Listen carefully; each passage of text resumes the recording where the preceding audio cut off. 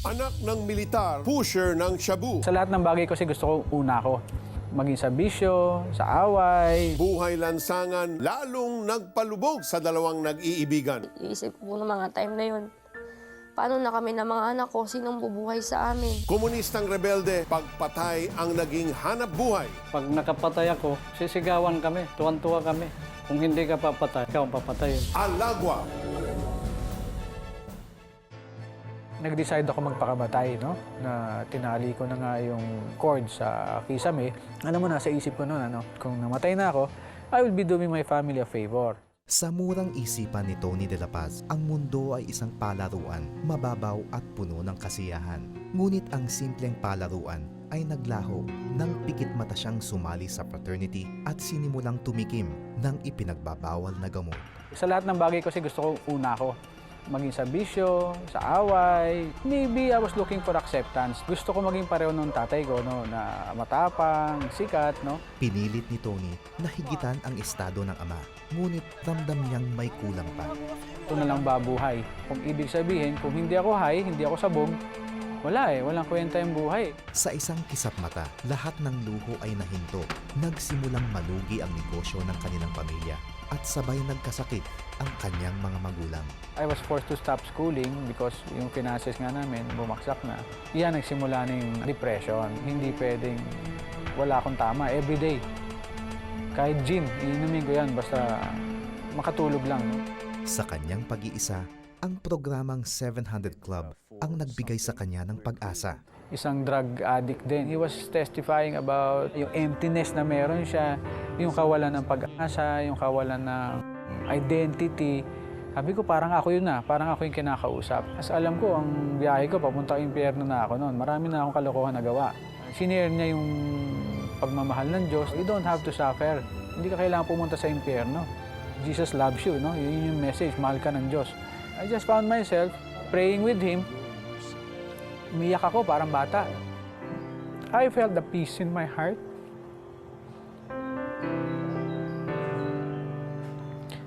Na naramdaman ko yung kapatawaran ng Panginoon. Sa pagbukas ni Tony ng kanyang puso sa pag-ibig ni Jesus, nakaranas siya ng pagbabago. Ngunit ang inaasahang pagbabago ay agaran din naglaho nang alukin siya ng shabu. Sabi niya, pampasipag sa trabaho. Sabi ko, sige, subukan natin. Doon ako nagkagulo-gulo. Simula nang pumasok yung shabu sa buhay ko. Yung shabu, slowly, binabago yung pagkatao mo, no? Akala mo okay lang, no? Pero habang tumatagal, nag-iiba na yung personality mo. Kung maging emptiness mo sa puso, lalong lumalaki. Naging pusher na rin ng shabu si Tony. Matugunan lamang ang pangangailangan. Ngunit sa bawat araw na inuubos niya sa bisyo, kapalit ay nalalabing oras ng amang malubha na ang kalagayan. I was blaming him for nangyari sa buhay natin. Parang, ikaw ang idol ko, ikaw ngayon, nakahiga ka dyan, may sakit ka. No? Parang na-disillusion ako sa kanya. So, nagalit ako sa father ko. For at a time, hindi kami nag-uusap. Pero that night, no, sabog pa ako noon, no? But I had this need to talk to my dad, no? Humingi ako ng tawad. Pinatawad niya ako. Nagyakapan kami, no? It really felt so good. Yung grace ni God, andun pa rin, no? Sabi ko, He knew that I needed that closure. Na magkasundo kami bago mo na siya mamatay, no? Pumanaw ang kanyang ama at talikuran na siya ng pamilya at kaibigan. Nag-decide ako magpakamatay, no? Na tinali ko na nga yung cord sa kisame. Alam mo, nasa isip ko noon, ano? Yung line ng demonyo. Hinayaan ako ng Panginoon makilala siya. Pero sinayang ko no? Kung namatay na ako, I will be doing my family a favor. Ngunit isang katok sa pinto ang gumising kay Tony sa katotohanan upang makaiwas sa tukso na malagi siya sa Camp Crame sa tulong ng mga kaibigan at kapatid.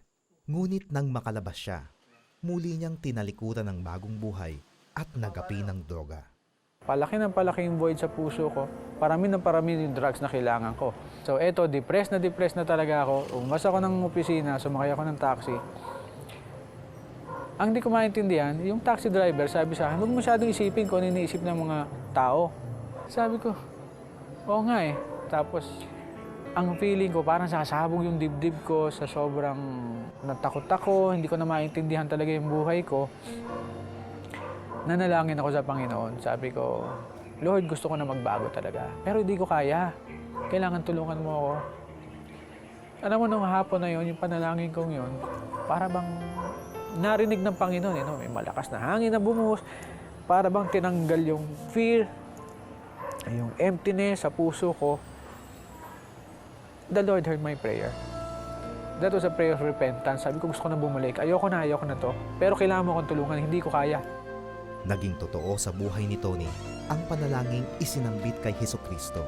Magmula noon, isang milagro na nawala ang kanyang pagkagusto sa shabu.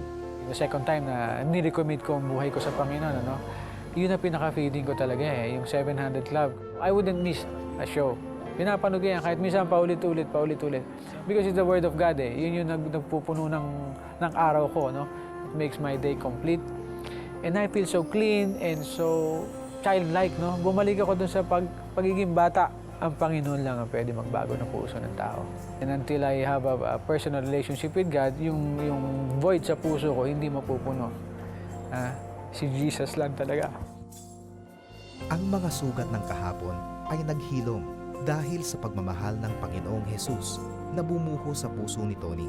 Pagmamahal na siyang umayos ng relasyon niya sa kanyang pamilya.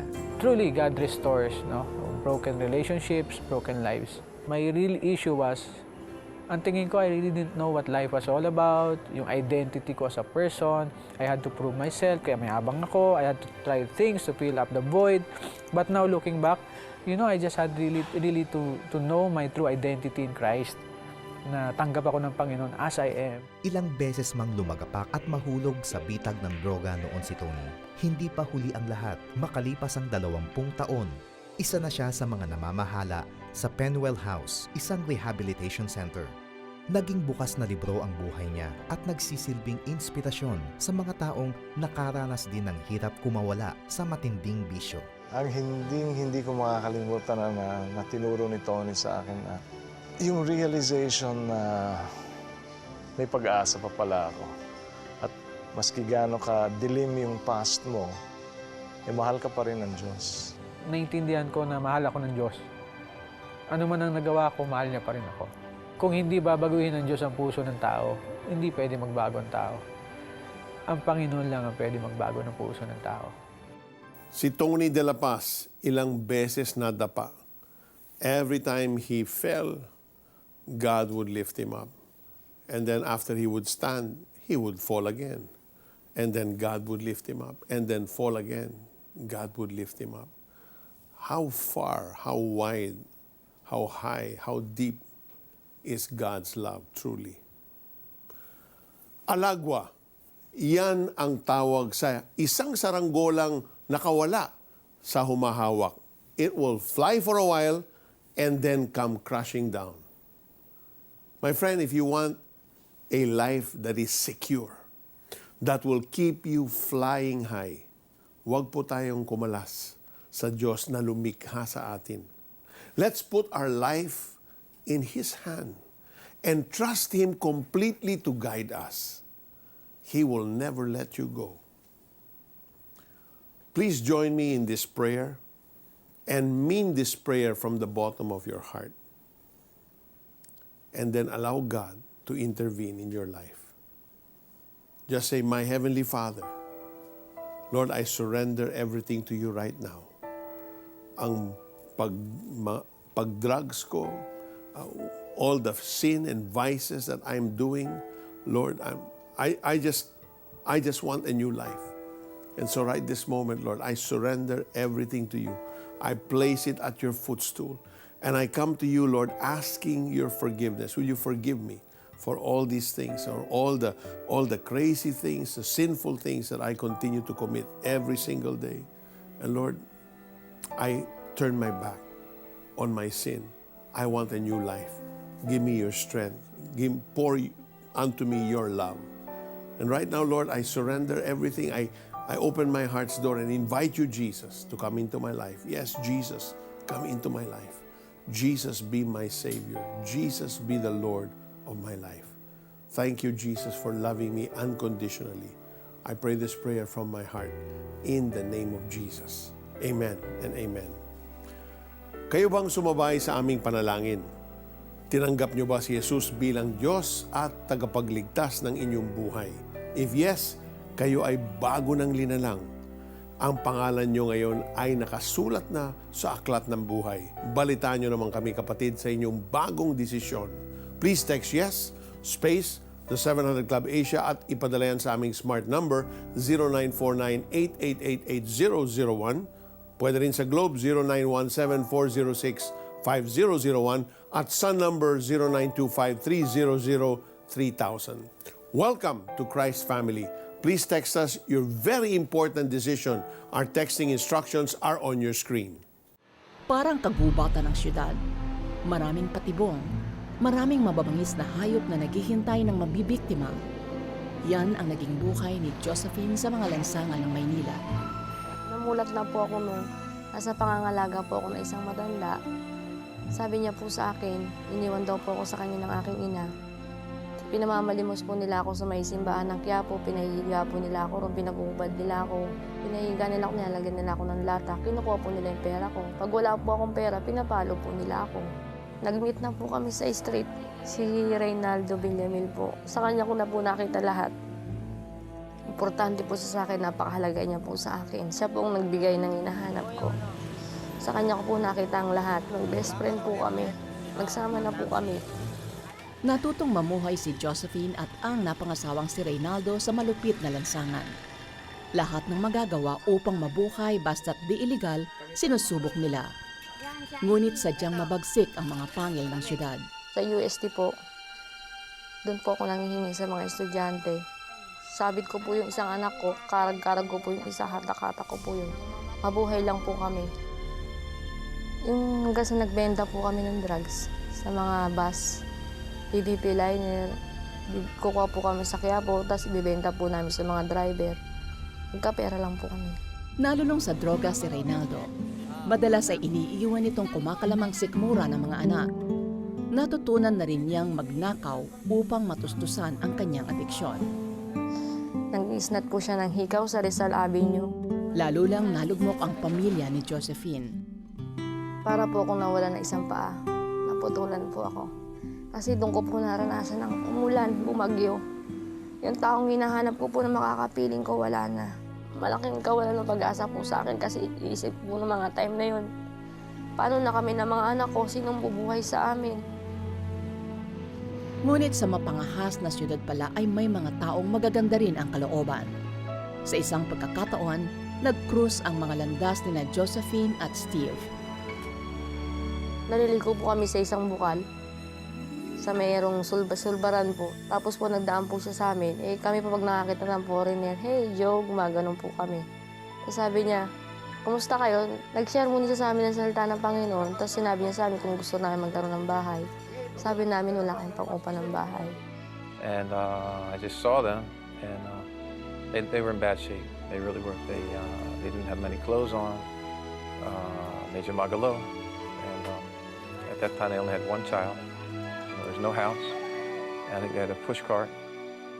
And I was just very shocked, to see that their need, thought like, and seeking God, trying to hear what would you have me to do, Lord? What could I do for these people? So I began to think, well, I'll come back the next day and bring some food or maybe some clothes, something. It became my burden. I wanted to see them get off the street. Tinulungan ni Steve na makabangon ang mag-asawa. Ngunit tila huli na ang lahat para kay Reynaldo. Nahuli siya sa aktong pagnanakaw. Parang wala na po akong pag-asa na makakalaya pa po siya. Sino na po magpapakain sa amin? Minsan may time na nanalangin ako. Diyos ko, tulungan niyo po kayo mag-ina. Kayo lang po ang alam kung makakatulong sa amin. Hindi naman pinabayaan ng Diyos si Josephine. Ginamit ng Diyos si Steve upang magkaroon ng matutuluyang bahay si Josephine at kanyang mga anak. Tinulungan rin niyang makapagnegosyo si Josephine. Pangarap na magkaroon kami ng bahay, kahit na paupahan lang. Yung mga anak namin kumakain 3 beses sa maghapon. Maging normal ang buhay namin kagaya ng iba. Ito na yun. Ito na yung matagal namin hinihintay. Tapos marunong na kami magluto ngayon. Dati-dati pag bumibili kaming kanin, pagkakain namin sa plastic, tapo na sa basura. Pag maliligo kami, 1 linggo bago kami maligo, pati mga anak namin. Ngayon, araw-araw naliligo kami, 3 times a day ba? Makalipas ang 1 taon at kalahati, nakalaya si Reynaldo sa bilangguan. Ikinagulat ni Josephine ang pagbabagong naganap sa pagkatao ni Reynaldo. Yung ginagawa kong kasalanan, mga gaya ng pangisnat, hold up ako sa jeep, yun ang binago sa akin ng Diyos. Sabi ko, Lord, pangako sa'yo, nabibitaw ko na yung mga ginagawa ko na di mo gusto. Lord, ikaw naman bahala sa akin, Panginoon, huwag mo kong pabayaan, lalo-lalo na yung pamilya ko. Lord, sa'yo na po ako, sabi ko sa kanya. Hindi na siya nagda-drugs. Tsaka mas lalo siyang ginampanan niya yung pagiging ama niya ngayon. Mas agresibo siyang maghanap buhay para sa amin. Di na muling tumira sa lansangan ang pamilya ni na Josephine at Reynaldo. May sarili na silang inuupahang kwarto. Masipag din sa pagtitinda si Reynaldo ng malamig na inumin sa mga motorista. Si Josephine naman, nagtitinda ng basahan sa mga dumaraang jeepney drivers. May tubo na akong 250. Pag umuulan pa, malakas ang ulan, mumuhunan ako ng 500, lalabas siya ng 1,000. May tubo na akong 500. Yung hindi ko naranasan, pinararanas ko sa mga anak ko. Kahit marami sila, nakakapag-aral pa yung mga anak ko. Nakikita ko yung mga record nila sa card. Kumakain na kami ng 3 beses na maghapon. Nabibili ko pa ang pangangailangan ng mga anak ko. Malaki ang pasasalamat ko sa Panginoon kasi kung hindi sa Panginoon, wala kami rito ngayon sa katatayuhan namin. Hindi man namin masabi na marangya ang buhay namin ngayon. Pero masasabi ko nang mas maganda na ito ngayon kaysa sa noon kami. Doon ko napatunayan talaga mayroon pala talagang Diyos. Gusto mo bang magkaroon ng libreng DVD na Sa Isang Iglap na pinagbibidahan ni na Glyza De Castro at Crystal Reyes? Madali lang. Sagutin lang ng tama ang aming tanong. Anak siya ng isang dating militar na naging pusher ng shabu. Sino siya? Is it A. Ronnie, B. Tony, C. Rico, D. Lito? Kung ikaw ang unang 5 texter na makakasagot ng tama, mapapasa inyo na ang DVD ito. Kaya ano pang iniintay nyo? Mag-text na. Alagwa! Ang mga batang edad 4 hanggang 14, sila ay pinakabukas sa magandang balita. Heto na ang panahon upang ihanda ang mga kabataan sa pagyakap sa magandang plano ng Diyos. Join the 414 Window Pilipinas. Nurture the Future. April 7, 2017, 9:30 to 3 p.m. at Victory Pioneer at Robinson's Mall, EDSA. For more details, get in touch with these numbers. Alagwa! Malayo sa anumang pagamutan ang Barangay Kaputian dito sa Davao. Kung kaya't kadalas ay tinitiis na lamang ng mga taga rito ang kanilang karamdaman. Si Mang Isidro ay 2 taon na rin tinitiis ang cyst sa kanyang likod. Kahit madalas itong kumirot, hindi niya mapatanggal dahil sa kawalan ng pera. Hindi man lang, wala. Akong di mahimo kayo, pag-uma lang, Usahay na ako, usahay wala. Wither lang. Ito namang si Ernest ay tagusan ang butas sa talampakan. Nabagsakan siya ng kudkuran ng niyog. 2 araw na rin niyang tinitiis ito. Walang kasiguruhan kung gaano kagrabe ang tinamong sugat sa kanyang paa. Bagamat makirot ang sugat, tinitiis niya yon dahilan sa kikitain para sa pamilya ang iniisip niya. Amat ko siya na maayaw ginigdali, sir. Para makatrabaho na mo.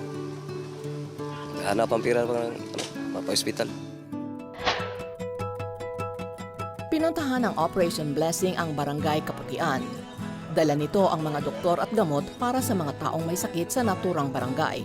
Matanda at bata, pumila upang mabigyan ng serbisyo. Unang nagpatingin si Mang Isidro. Agad namang inasikaso ng mga doktor ang cyst sa likod niya at madali itong natanggal. Binigyan din siya ng antibiotic upang tuluyang gumaling ang sugat.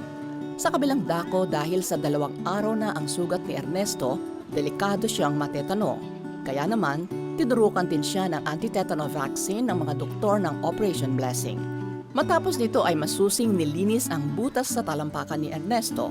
Sa awa ng Diyos, nailigtas siya sa impeksyong dulot ng bakterya sa sugat. Ilan lamang sina Mang Isidro at Ernesto sa maraming pumila at natulungan ng Operation Blessing dito sa Kaputian. Salamat ako nga sila nakatabang sa kuha. Labi na kay ilagi operahan akong sis.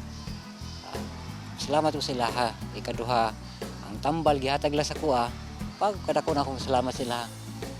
Po, so, magtrabaho na ulit. Pasalamat ko sa Ginoo na nakatabang ako ang operation blessing. Kamong mga doktor, mga tanan. Together we can rebuild the nation one life at a time. It begins by giving Filipinos like Mang Isidro and Ernest the means and empowerment to live a meaningful, productive life. That's what we do here at CBN Asia. If you give more, we can reach more people. So call now and let's help revive a life. Phone in your donations to our hotline 737-0700. Ask the Lord how you can partner with us. We'll be back with another story of miraculous new beginnings right after these messages. Alagwa. Here's a simple way that I follow when I do my scripture reading in the morning. The acronym is SOAP. Letter S stands for the scripture. As you read the word, ask what part of the word really stands up and jumps at you. And then you write this down. And then letter O stands for observation. Based on that scripture, what do you think the Lord is saying to you? Letter A stands for application. Ask yourself, how does that word apply to your situation right this moment? Letter P, you pray it through. Ask the Lord to empower you so that that word can come alive in you. Wait for God to speak to you. Alagwa. Opo. Bro, batid. Pwede ba kitang mag-usap, batid? Isang imbitasyon ng isang samahan ang hindi natanggihan ni Philip. Kasi mahilig ako sa baril noon. Nakikita ko sila magagandang mga baril.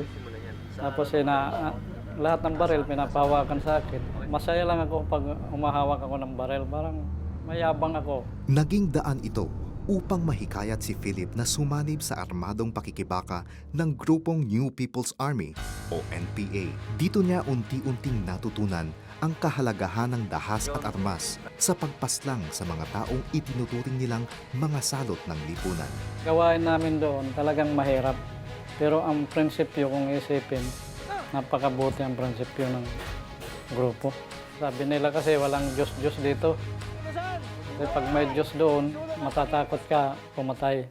Dahang-dahang namulat si Philip sa mga engkwentro at walang habas na pagpatay. Nung kumbaga sa addict, naging addict na rin ako. Pag nakapatay ako, sisigawan kami. Tuwan-tuwa kami. Mas maganda pa kung pumatay. Huwag lang akong patayin. Yan lagi nasa isip ko. Subalit sa pagdaan ng panahon ay pinanghinaan ng loob si Philip. Dala ng kabi-kabilang problema. Parang hindi ko na kaya kasi minsan wala na kaming pangsuot na damit. Walang tsinelas, halos wala na.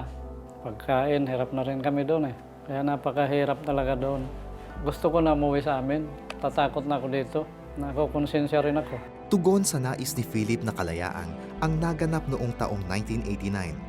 Ito ay nang magpasyang maghiwa-hiwalay ng landas ang kanilang samahan dahil sa umiinit na kampanya ng pamahalaan laban sa grupo. Natuldukan ang 14 na taon ni Philip bilang kasapi ng NPA. Bilang panimula ng pagbabagong buhay ni Philip, ay namasukan siya bilang security guard at doon nakapag-asawa.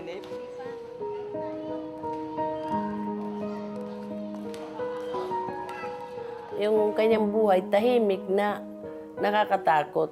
Matapang eh. At ang tahimik na pamumuhay ay nagimbal ng isang gabi ay tinangkang patayin si Philip ng kamag-anak ng isa niyang napaslang. Umaagos ang dugo. Unang tingin ko sa kanya, patay talaga. May tama pala ako. Ang akala ko, tulog lang ako. Wala na ako ng malay. Daplis lang ng bala ang tumama sa bahaging batok ni Philip. Nawalan siya ng malay, subalit himalang nabuhay. Makalipas ang 3 araw, ay gumaling si Philip. Gayunman, galit sa puso ang namayani sa kanya. Talagang gaganti ako, galit na galit ako. Subalit lagi siyang pinagdadasal ng kanyang asawa na noong mga panahong yun ay isa ng mananampalataya ng Diyos. Ang gusto ko sa kanya, na matanggal yung kanyang puot sa kanyang puso. Hinihingi ko sa Panginoon na sana mabago ang buhay niya. Sa pagdaan ng panahon, ay unti-unting nangusap ang Diyos kay Philip. Ang Diyos talaga kumilos sa akin.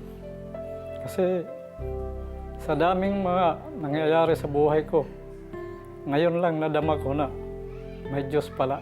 Kaya nagpasalamat din ako sa asawa ko na walang into sa akin sa pananalangin. Hanggang dumating ang araw na tanggapin niya si Hesukristo. Mula noon ay nagsisi siya sa lahat ng naging kasalanan at napatawad niya ang taong bumaril sa kanya. Talagang masaya na ako na ang Panginoon Hesus nasa puso ko. Lahat ng ginawa kong kasalanan, tinanggap ako ng Panginoon. Sabi niya, anak, mahal kita. Ang dating kalaban ng gobyerno ay kasangga na ngayon. Isa ng Fishport Police si Philip. Mula noon, ibang Philip lang nakilala ko. Kaya pasalamatan kong Panginoon dahil tunay nga na siya'y buhay. Salamat sa Kanya dahil sa pagbabago sa buhay ni Philip. Matapang niyang hinaharap ngayon ang buhay. Hindi gamit ang dahas, subalit gamit ang sandatang bigay ng Panginoong Diyos. Hindi ko nakilala ang Panginoon Hesus. Malamang kung hindi ako patay, sa kulungan ako. Nagpapasalamat ako sa Panginoon na binuhay niya ako. Tunay na hindi niya ako pinabayaan. Napakalaga ang buhay natin pag ibinigay natin sa Panginoon. Sumabay ba kayo kanina sa pagdarasal at tinanggap si Jesus bilang iyong Diyos at tagapagligtas? Ibahagi nyo naman sa amin. Please text yes, space the 700 Club Asia at ipadala yan sa aming smart number 0949-888-8001 at Globe 0917-406-5001 at Sun number 0925-300-3000. Patuloy na dumarami ang nagtatanong sa atin at maraming salamat po sa pagtitiwala na sagutin ang inyong mga tanong. Gaya ng tanong ni Mang Gaston, sabi niya, hanggang kailan ko ba patatawarin ang aking anak na paulit-ulit na lang gumagawa ng kasalanan kahit minsan sa galit ko ay gusto ko nang ipakulong para magtanda. Ano po bang gagawin ko? Alam nyo, Mang Gaston, siguro you must have shouted at him already. You must have threatened him, hindi ba, sa inis mo? Why don't you try now to love on your son? Mahalin mo siya. Bigyan mo siya ng encouraging words, powerful words, words that will build up. Tell your son that you love him unconditionally. And then later, begin to pray for your son. Mag-declare ka ng prayer sa kanya na ikaw inilikha ng Panginoon for good works. To do greater things and not just throw your life away. Bigyan mo siya ng encouraging words. I want to encourage all of those who are watching right now, kung meron kayong ibang mga tanong, please send them to us and we will try to answer them for you as best as we can. Walang patapon na buhay sa mata ng Diyos. As you saw from the true stories we showed you today, Jesus is a God of second, third, fourth, even more chances. He's a God who never gives up on us.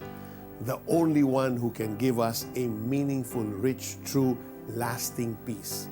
Sabi niya, come to me, all you who are weary and heavily laden, and I will give you rest. That's from Matthew 11, verse 28.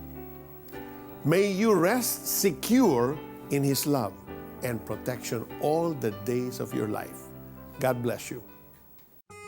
Laki sa hirap.